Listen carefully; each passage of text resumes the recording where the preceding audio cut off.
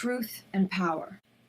These two forces have clashed throughout history, but perhaps never more dramatically than during the trial of Jesus before Pontius Pilate, where the most important legal proceeding in human history hinged on one man's famous question: what is truth? You know what fascinates me most about this narrative? The way it captures this perfect storm of political maneuvering and moral compromise that feels incredibly relevant to our own time. Well, let's look at how this unfolds. Here are these religious leaders so obsessed with maintaining ritual purity that they won't even enter Pilate's palace, while simultaneously orchestrating what amounts to judicial murder. The irony is almost painful to consider. They're meticulously following ceremonial laws while completely missing the heart of justice. And then we have Pilate, who emerges as this fascinatingly complex character, a powerful Roman governor who finds himself increasingly uncomfortable with the situation. Historical records show he had already faced several riots and was likely feeling pressure from Rome to maintain order. That political context really helps explain his behavior, doesn't it?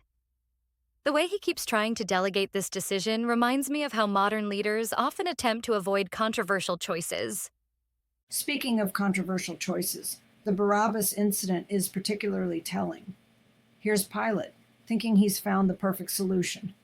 Surely they'll choose to release Jesus over a known insurrectionist. But the crowd's response reveals something deeply disturbing about human nature. And you know what's interesting? Historical records suggest that releasing prisoners during festivals was actually a common practice in the Roman Empire. It was meant to curry favor with occupied territories. That's such an important detail, because it shows how Pilate was trying to use established political customs to wiggle out of making a real decision about Jesus. The text shows him making at least 4 separate attempts to avoid responsibility. Well, what strikes me is how this mirrors contemporary leadership challenges. The tension between doing what's right and maintaining political stability. And let's talk about that crucial moment when Pilate asks, what is truth? You know, in ancient Roman philosophy, this was actually a hotly debated question. The skeptics argued that truth was unknowable, while the Stoics believed in absolute truth. So Pilate's question wasn't just rhetorical. It reflected real philosophical debates of his time. Exactly.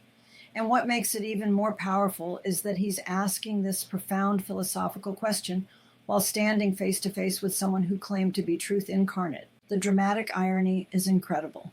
The way Jesus maintains his composure throughout this whole ordeal is remarkable.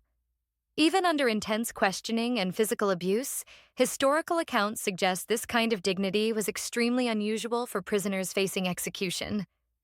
You know what's fascinating about the purple robe and crown of thorns?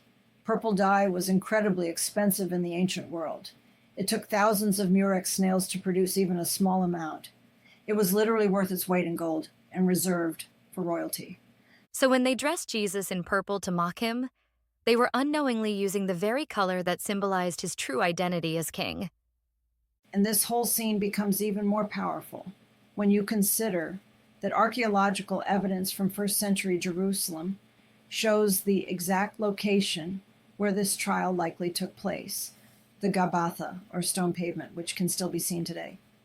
That physical connection to history really brings home the reality of these events, doesn't it? We're not just dealing with abstract ideas here.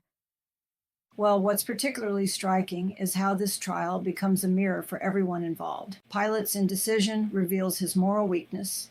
The religious leaders' manipulation exposes their spiritual corruption. And even the crowd's response shows something dark about human nature. The way this ancient account still challenges us today is remarkable. These same dynamics of truth versus power, conviction versus compromise, play out in our world constantly. And that's really the heart of it. This isn't just historical drama. It's a story that forces us to examine our own responses to truth. The questions Pilate faced about power, truth, and moral responsibility are the same ones we grapple with today. You know, that's such an important point about how truth demands a response. We can't remain neutral any more than Pilate could. Looking back at this whole scene, It's fascinating how everyone involved thought they were judging Jesus, when in reality, their responses to him were revealing the truth about themselves. It's like holding up a mirror to human nature itself.